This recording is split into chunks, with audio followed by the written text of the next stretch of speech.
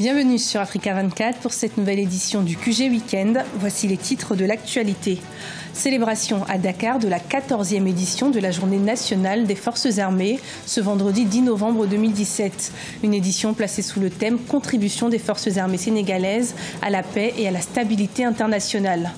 Amélioration du climat des affaires au Niger. Grâce aux efforts effectués au niveau national, le pays gagne 6 places et se situe maintenant au 144e rang dans le classement Doing Business 2018 de la Banque mondiale. Et puis en Tunisie, la 28e édition des journées cinématographiques de Carthage se poursuit. Nous reviendrons dans cette édition sur le long métrage La Belle et la Meute du réalisateur tunisien Kaouter Benenia, dans lequel joue l'acteur tunisien Ghanem Zreli. Mais tout d'abord, dans l'actualité, premier limogeage au sein du gouvernement gambien. Le ministre de l'Intérieur, Mai Ahmad Fati, nommé le 1er février 2017, vient d'être limogé de ce poste par le président Adama Barrow. Mai Ahmad Fati était pourtant un acteur principal de la réforme en cours dans le secteur de la sécurité. Il était également aux côtés du président gambien lors de son exil à Dakar. Il était son porte-parole, mais aussi son premier collaborateur. Pour l'instant, aucune explication n'a été donnée sur ce limogeage. Ce vendredi 10 novembre a été célébrée la journée des forces armées à Dakar au Sénégal, un événement durant lequel le déploiement des forces armées sénégalaises a été encouragé, l'occasion aussi pour le chef de l'État de souligner le rôle indispensable de l'armée et son impact à l'international. Plus de détails avec El Hadji Ndiaye. Ce vendredi 10 novembre 2017, au camp Dial Diop de Dakar, mais aussi dans toutes les régions du pays, a été célébrée la 14e édition de la Journée nationale des forces armées sur le thème « Contribution des forces armées sénégalaises à la paix et à la stabilité internationale ». À cette occasion, le président Macky Sall a salué l'apport des armées dans la diplomatie sénégalaise. Outil efficace au service de notre politique internationale. Les forces armées soutiennent activement notre diplomatie en permettant au Sénégal de participer aux efforts de la communauté internationale visant à aider et protéger les populations civiles des zones de conflit. Grâce à une action modulée, centrée sur l'engagement de contingents aguerris, le déploiement d'observateurs et d'officiers d'état-major expérimentés, la mise à disposition de hauts cadres, dont 6 officiers généraux, commandants de force et un conseiller militaire auprès du secrétaire général des Nations Unies, nos vaillants djambars ont su bâtir et conserver une excellente réputation.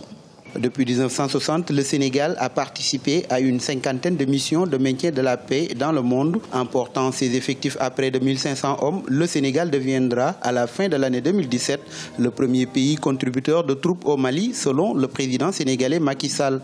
Cette montée en puissance sur les théâtres extérieurs a été particulièrement renforcée grâce à l'acquisition de vecteurs aériens, nous conférant ainsi une grande capacité d'appui aérien et de projection stratégique. Aujourd'hui, le Sénégal est présent sur 8 théâtres d'opérations extérieures avec un effectif de 3241 personnels. L'État du Sénégal a dépensé 130 milliards de francs CFA pour faire participer ses soldats à 8 opérations extérieures. Lors de cette journée, le président de la République Macky Sall a réitéré son engagement à poursuivre inlassablement les efforts d'amélioration de la condition militaire. Dans le rapport Doing Business 2018, publié par la Banque mondiale, le Niger gagne 6 places et se positionne désormais au 144e rang. Une performance justifiée par l'accroissement des efforts en termes d'amélioration des affaires. Des explications dans le reportage de Sadou Alizé Mouktar. Un bond de 6 places pour le Niger dans le rapport Doing Business 2018, rendu public par la Banque mondiale. Cette année, le Niger occupe le 144e rang sur 190 économies classées. En l'espace de 5 ans, le Niger est passé de la 176e à la 144e place, soit une progression de 32 rangs. Réduction du capital minimum requis pour la construction d'une entreprise et du temps pour l'enregistrement d'une société sont entre autres réformes qui ont permis au Niger d'obtenir 52,34 points cette année. Le Niger a fait un bond extraordinaire de 64 ans au niveau de l'indicateur création d'entreprise, le classant au 4e rang mondial, 24e rang mondial. Il a aussi fait des progrès remarquables en matière de permis de construire, où nous avons eu 15 points, raccordement à l'électricité, 4 points, transfert de propriété, 9 points, paiement d'impôts et taxes, 5 points, commerce transfrontalier, 10 points et exécution des contrats, 13 points. Une performance justifiée par l'accroissement des efforts en termes d'amélioration des affaires. Et pour accentuer les réformes, le gouvernement a mis en place en novembre 2016 un plan d'action sur 3 ans. Ces réformes concernent la modernisation et la dématérialisation du registre du commerce, mais aussi l'élaboration d'un code de construction. Que ces 4 réformes correspondent à 9 nouvelles mesures prises par le gouvernement pour améliorer le climat des affaires dans notre pays. Ainsi, 13 nouvelles mesures n'ont pas été prises en compte, car selon l'équipe du Business, elles ne sont pas effectivement appliquées ou non connues par la majorité des usagers.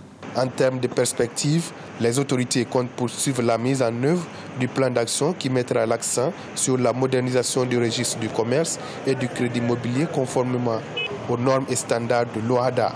L'objectif est de faire en sorte que le Niger puisse se hisser dans le top 10 des pays réformateurs dans le prochain rapport du Business. La 4e édition des championnats de volley-ball se poursuit à Brazzaville. Au cours de la 3e journée, le match des dames a été remporté par les Congolaises de la DGSP, 3-7-0 contre les Gabonaises de Feni. Un pas de plus pour les Congolaises vers leur objectif, la finale du tournoi. Plus de détails avec Deva Panzou.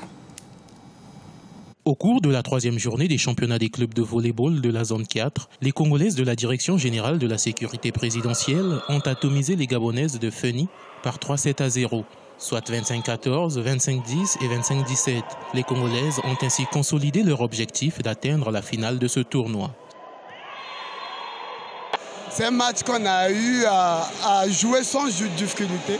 Nous allons sûrement et lentement vers notre objectif. L'objectif, c'est arriver à la finale. Nous, on a beaucoup attaqué et on a beaucoup défendu aussi. Par contre, eux, ils n'ont pas attaqué et voilà pourquoi ils n'ont pas pu marquer beaucoup de points aussi en attaque. Malmenées durant l'ensemble de la rencontre, les dames de Feni ont éprouvé des faiblesses à tous les niveaux. L'équipe est en reconstruction suite au départ de plusieurs cadres. Mais l'entraîneur a reconnu la force de l'adversaire du jour qui a dominé la partie. Aujourd'hui, on a eu du mal à rentrer dans le match. Au départ, ça a été lourd, un lourd score. Ensuite, on a essayé de corriger, mais encore un lourd score. Et au 3e set, on espérait juste après. L'équipe adverse a vraiment fait une grande différence. La différence est faite individuellement, on n'a pas su leur bloquer dans les côtés. Grâce à sa victoire, l'équipe dame de la DGSP a rejoint celle de Vita Club en tête du classement avec 9 points chacune. Au cours des 2 premiers matchs de la journée chez les dames, la loi de la RDC a battu Kindaozo du Congo par 3-7-2. Même score lors du match qui a opposé les 2 équipes de Kinshasa, remporté par Vita Club sur Canon de Ndili. En Tunisie, la 28e édition des journées cinématographiques de Carthage se poursuit. Jusqu'au 11 novembre, c'est le cinéma arabe et africain qui est mis à l'honneur avec la projection de 180 films. Notre envoyé spécial Hortense Assaga a rencontré l'un des festivaliers, le comédien tunisien Ghanem Zreli. Ce dernier joue dans le film du réalisateur tunisien Kaouter Benenia, La Belle et la Meute. Nous sommes toujours ici à Tunis où se déroule la 28e édition des JCC, les journées cinématographiques de Carthage, avec mon festivalier du jour. Il s'appelle Ghanem Zreli et c'est un des héros du film La Belle et la Meute de Kaouter Benania. Bonsoir Ghanem. Bonsoir, je suis très content d'avoir cette interview avec votre chaîne. C'est un plaisir. Alors je disais que vous incarnez un des rôles principaux du film La Belle et la Meute, un des films tunisiens très attendu ici, très observé, très remarqué. D'abord, quelques mots sur le personnage que vous incarnez. C'est une expérience exceptionnelle, et spécialement ce personnage qui a une partie de Ghanem quand il était étudiant, quoi. Celui qui est paranoïaque de tout ce qui est flic. parce qu'avant, on vivait vraiment l'horreur à la faculté, et spécialement pour les étudiants de gauche, les étudiants engagés, les étudiants qui sont contre le pouvoir. Ils souffraient vraiment de ça. Et lui, il représente cette paranoïa, mais qui continue à être, même en 2017. Kauthar a bien fait de choisir ce personnage pour qu'il subisse cette action de viol, pour vraiment faire un contrepoids, pour avoir ce côté utopique dans le film, ce côté de Don Quichotte quelque part. Alors ce film est très attendu ici, nous sommes à quelques heures du palmarès, la thématique est forte, prête à débat, c'est la relève aussi, il est perçu comme ça, comme la relève du cinéma tunisien. Qu'est-ce que vous attendez, dernière question, par rapport à cette édition des JCC? En fait, pour moi, c'est pas le palmarès et les prix, c'est pas vraiment très important. Le vrai prix, c'était notre vrai miroir en tant que film tunisien, en tant qu'histoire vraie tunisienne.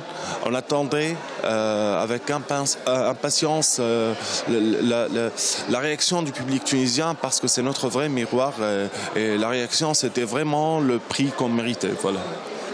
Bonne chance alors, c'est ce qu'il faut vous souhaiter, mon cher Ghanem. Bonne chance au film, bonne chance à l'équipe du film. Merci beaucoup, merci pour l'invitation.